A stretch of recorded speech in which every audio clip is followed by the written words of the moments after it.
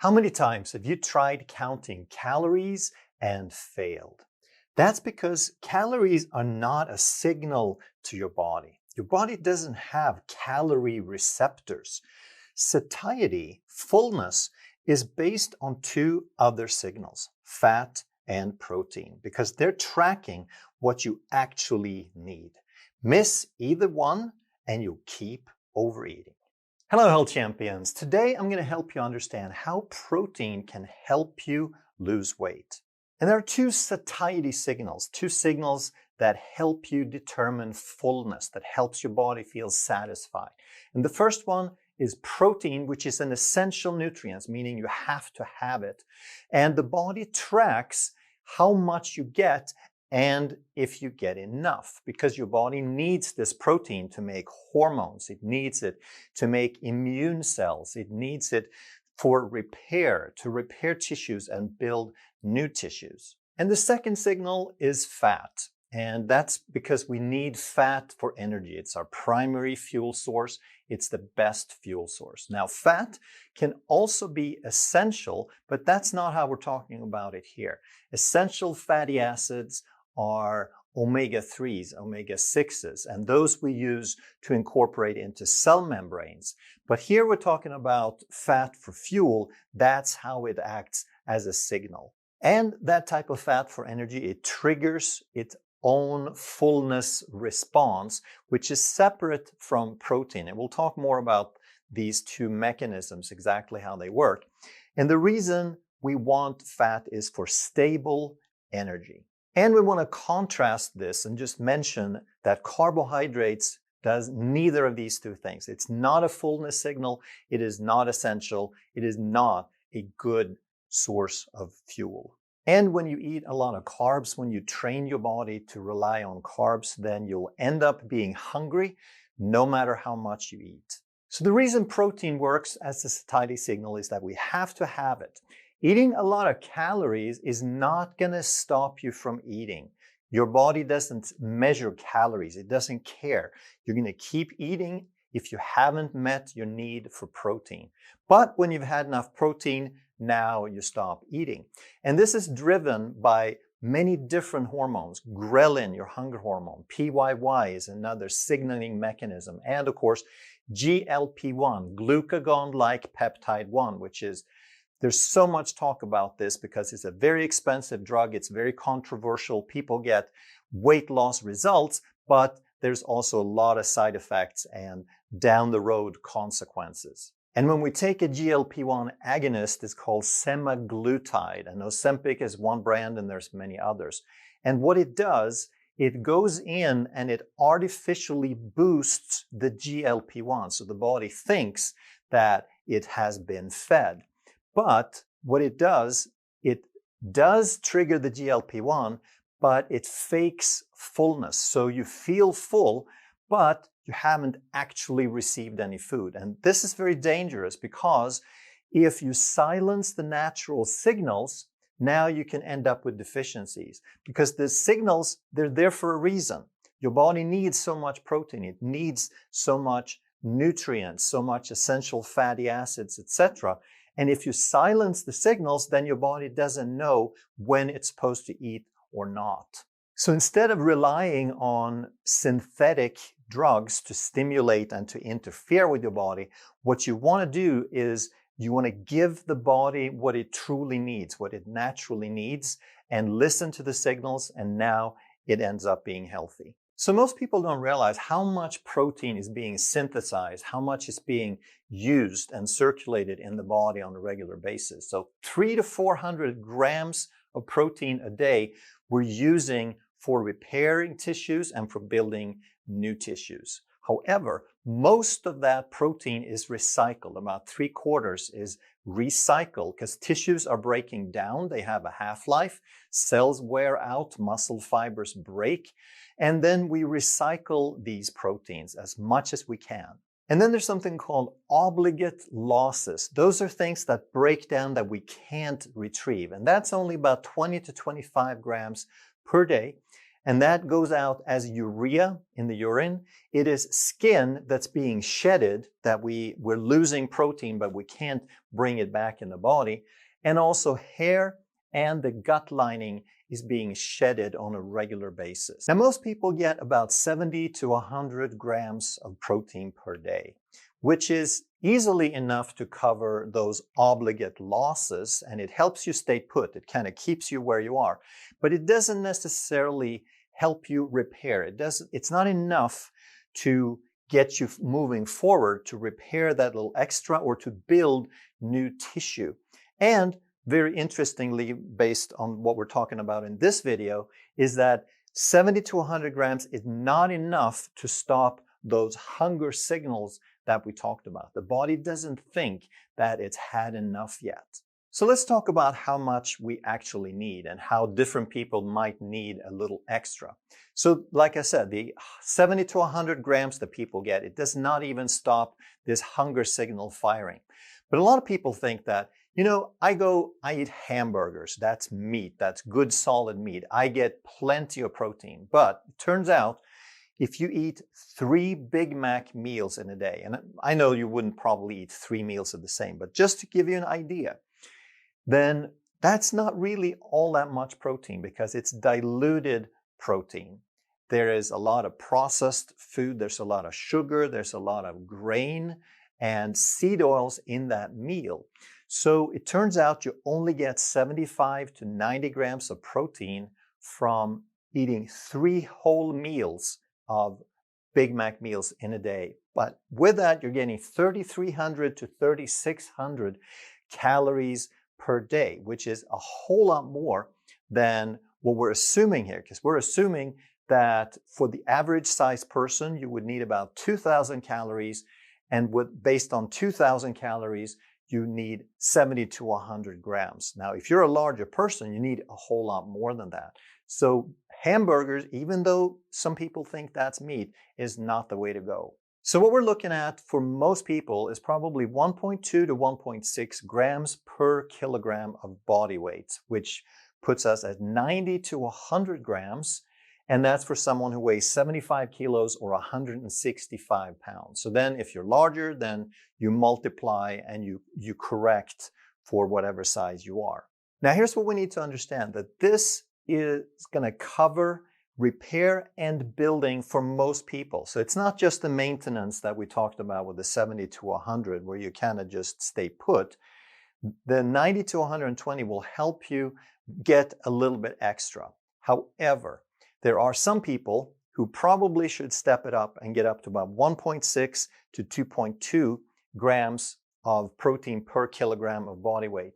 And that would put you at about 120 to 165 grams of protein per day. And this is still for a medium-sized person at 75 kilos, 165 pounds. And you might want to up your intake to this level if you are a little bit older, because you don't have the same anabolic hormones. You may not have the same quality of digestion and absorption of protein. You may not make as much stomach acid to break it down efficiently. And as you get older and you lose some muscle and your growth hormone settles down a little bit, you might want to put a little extra emphasis on muscle support. Now, even though this video is about protein and understanding how we can help our hunger signals and our fat loss with that, we would have to mention fat, because that is the second signal. And it's super important to understand that it is both of these signals. So fat slows gastric emptying. It makes the food leave the stomach slower, but also it stimulates a hormone called CCK, cholecystokinin, which does 2 things. It stimulates the gallbladder to contract and release bile to help digestion, but it is also a very fast, very strong fullness or satiety signal. And this is a signal that's completely separate from protein. So that's why I'm making a separate slide here, so we understand that even though this is a protein video, we do want to focus on protein, but there are 2 signals, and they're equally important. And the smartest way to get protein and fat is to eat them together. If you find naturally fatty protein, if you have foods that contain both, such as eggs and beef and ground beef and fatty fish and full-fat dairy, now you're getting both of them together, and each separately will stimulate that satiety, that fullness. So by eating that type of food, you trigger both signals at once. And again, carbohydrates triggers neither of those signals. It does not trigger satiety. It does the opposite. It's a drug that triggers addiction and hunger, in addition to spiking blood glucose levels and blood insulin levels. Now, here's something that gets a little technical, but I'm going to be super simple. I'm going to slow it down, and it's very important that you understand this, because this is one of the keys to understanding how protein works. So there's an amino acid in protein called leucine, and it's about 10% of protein typically. So when we eat enough leucine, we're going to trigger some mTOR. And mTOR is mammalian target of rapamycin, which is a muscle building switch. So if we eat about 2.5 to 3 grams of leucine, which is about 25 to 30 grams of protein, now we're triggering this mechanism called mTOR. So just to give you an idea of how this works, here we have the mTOR response. This is how much of this specific switch is kicking in. And here is how much protein we're adding to the diet. So let's call it just like 10 and 20 and 30 and 40 grams. So this curve starts off really low, and then it rises very quickly, and then it levels off. So what this means is that between 25 and 30, you see where it's kind of reached a peak and then it levels off. So between 25 and 30 grams of protein is where we get a significant amount of this mTOR switch.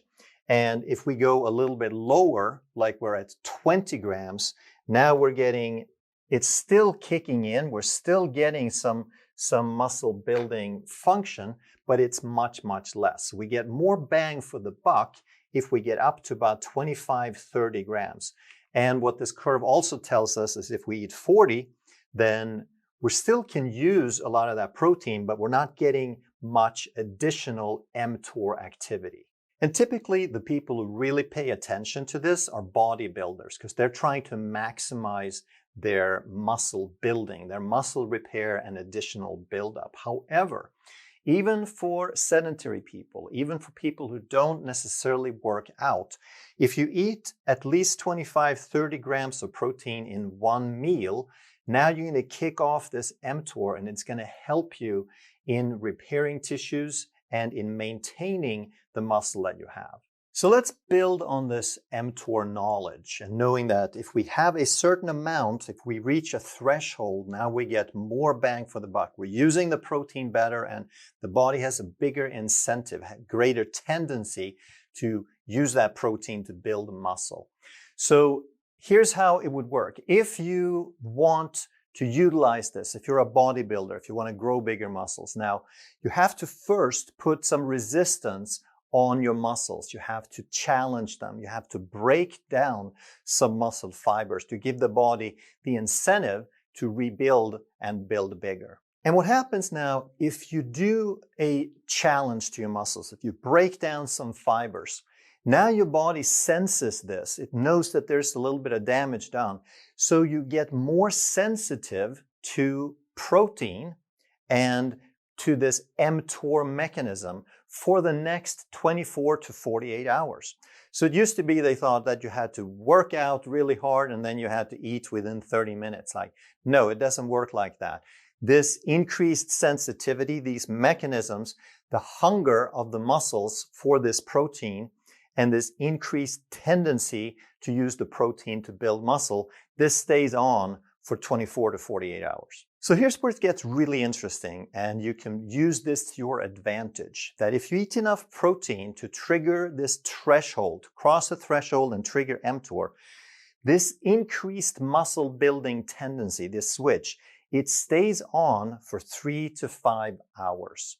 And then it tapers off, pretty much regardless of how hard you worked out or how much protein you ate. It doesn't really change it significantly. You just need to reach the threshold, and then it lasts for 3 to 5 hours. So what this means now, though, is that if you eat 2 to 3 meals with a few hours apart, now that's going to trigger 2 to 3 separate repair and muscle building bouts, episodes. However, if you only eat 1 meal a day, then you will only trigger one of these repair bouts. And I'm going to come back to this. And I know this is a sensitive thing because I've talked a lot about 1 meal a day and 2 meals a day. So we're going to look at that in detail so you understand it.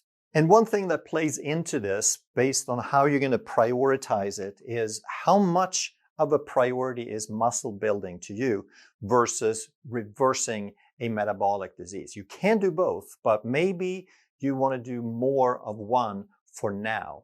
So that's something that you want to keep in mind. And if muscle building is a high priority, then you realize that you have to use some training. You have to break down some muscles to really sensitize your body and make this mTOR really work for you. So what is excess protein? Let's talk about that, because the purpose of protein is not primarily for fuel. It's primarily to repair and build tissues.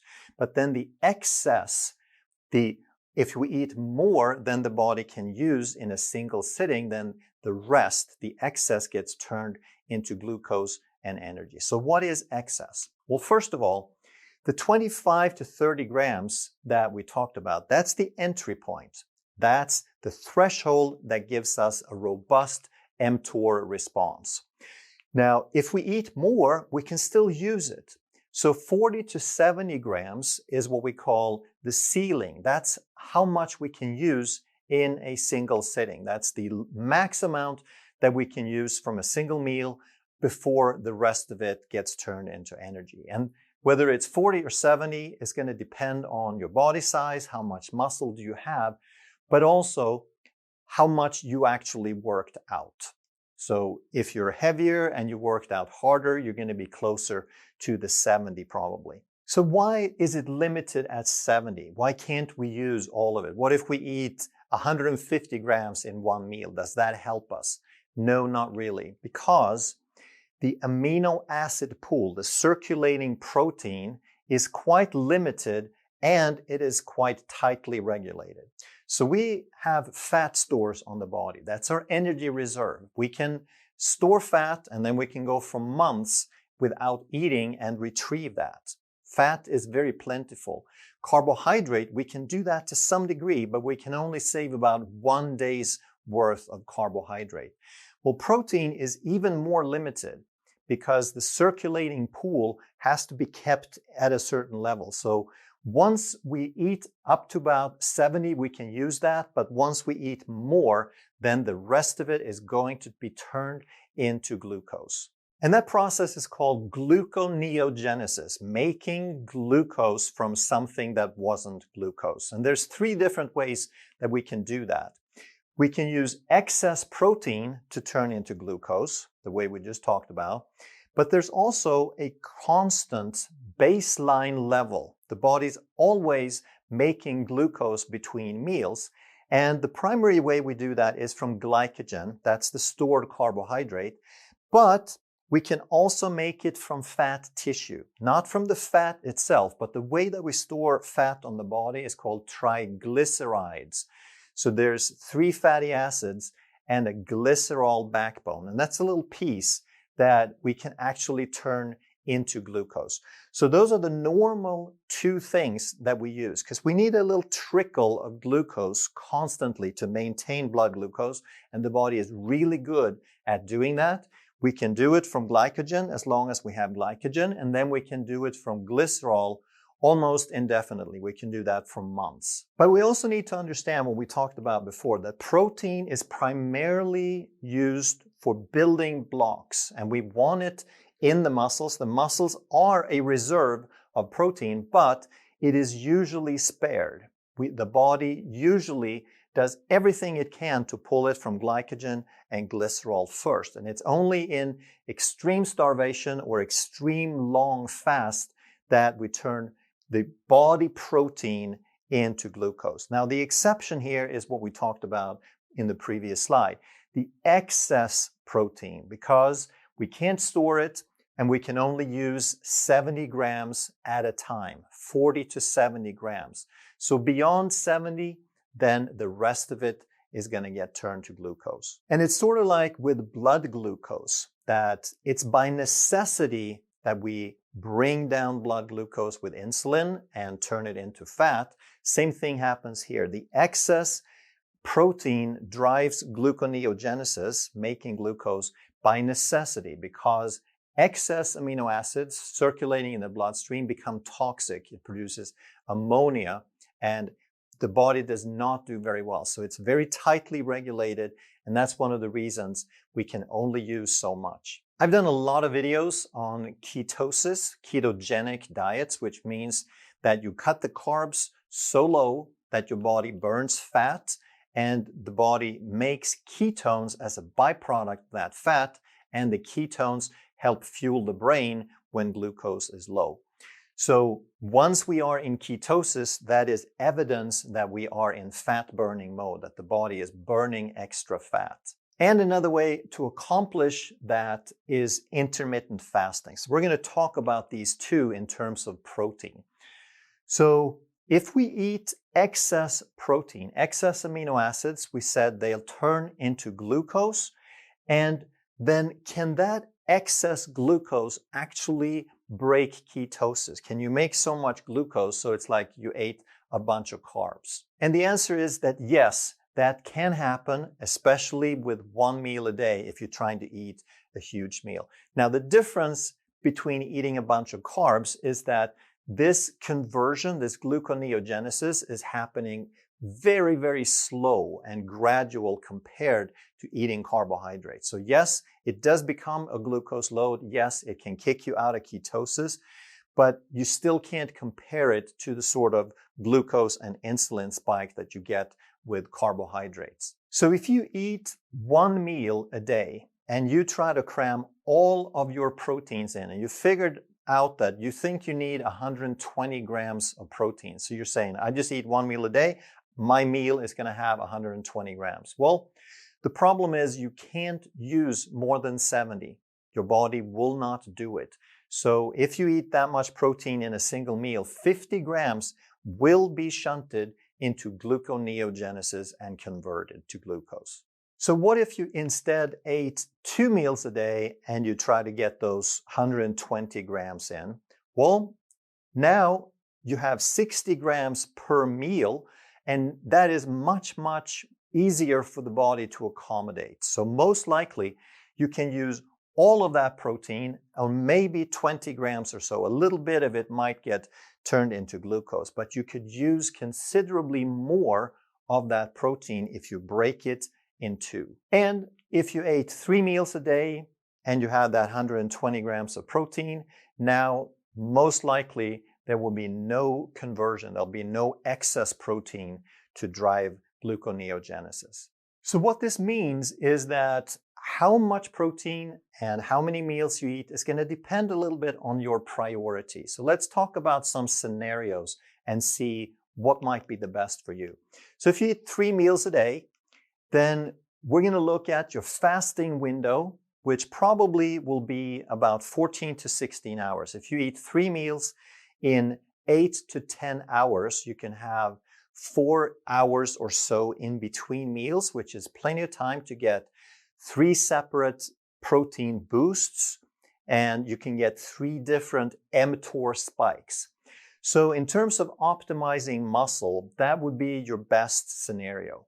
If you're a bodybuilder or if you are really looking to build muscle, then you could probably do that. Now, you would be compromising your metabolic health, not in that you would drive poor health, but you may not be able to reverse insulin resistance and metabolic syndrome as quickly. And that is because you are eating these meals so you're not allowing your body the rest in between. You're not allowing insulin to drop, because that's been proven that the strongest factor in reversing insulin by letting insulin drop is the amount of time that you go between meals. If you ate the 2 meals a day, now you could probably get about a 16 to 18 hour fasting windows. You eat your meals within 6 to 8 hours, and you would still get a very good amount of muscle preservation and muscle optimization. And you would get a very strong amount of reversing insulin resistance. So it's kind of the best balanced version, if you will. Now let's look at if you eat 1 meal a day with 120 grams of protein. You probably get a 23-hour fasting window, assuming that you eat this meal in 1 hour. So we kind of hinted at this, but I want to expand on it. So I put a question mark on muscle preservation or muscle optimization here, because for 2 reasons. Even though you ate 120 grams of protein, your body can't use it. It's going to shunt 50 of those into glucose, into gluconeogenesis. So the most you can get from 1 meal is 70 grams. The other factor is that if you only eat 1 meal, you can only trigger that mTOR mechanism, that mTOR switch, 1 time per day. So you only get 1 of those muscle building episodes, if you will. Now, in terms of reversing insulin resistance, I put 2 check marks with a question marks. And that is because you're still getting a significant amount of reversal because you're going 23 hours with your fasting window. However, 50 grams are getting shunted into gluconeogenesis. Almost half the protein you ate becomes sugar. And it's not as bad as eating sugar because it's much slower, but it's probably going to kick you out of ketosis, or possibly going to kick you out of ketosis. And it is a detriment. It is a reducing factor in how quickly you can reverse insulin resistance when you put that much glucose into your system. So it doesn't mean that 1 meal a day is a horrible idea, but if you do it, you're probably better off limiting your protein to 70 grams. And that may not be optimal in terms of building muscle, but you're going to have a stronger way of reversing insulin resistance with that. However, with the muscle, you're only getting 1 of these mTOR trigger episodes. So really what it comes down to is if you're a bodybuilder, or if you're really sort of in a period where you want to optimize muscle, now you probably want to eat 3 meals a day so you can get those 3 different mTOR trigger spikes. But also realize that you're probably not going to reap all the benefits unless you also work out. And then the 2 meals a day, in my opinion, is probably the best balanced alternative for most people, because here you can still get a really good muscle support and a really good insulin resistance support. And if you eat 120 grams of protein in 2 meals, you can actually utilize the vast majority of that and not drive it into making glucose. And if you really want to push reversing insulin resistance and weight loss, then 1 meal a day may still be your strongest alternative, your strongest option. But I would probably suggest that you limit your protein a little bit, because you're not going to use it if you eat more. So the practical takeaway is that you want to meet your protein range, which could be anywhere from 1.2 to 2.2, which is a wide range, but all of it is higher than the traditional recommendations.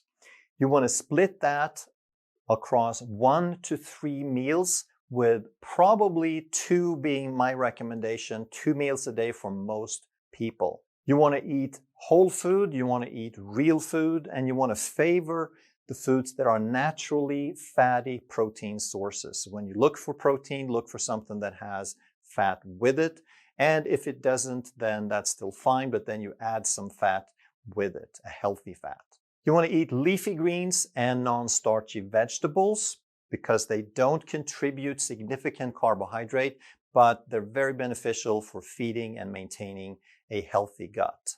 And when you have your meal or meals, now you want to eat the protein and the fat first. Take a few bites or have a salad first so that you get a little bit of that slowing down effect. And if you're going to eat some carbs with the meal, then eat those a little bit later into the meal because the protein and the fat will start triggering some satiety and they'll slow down the process of emptying the food from the stomach and absorbing it into the bloodstream.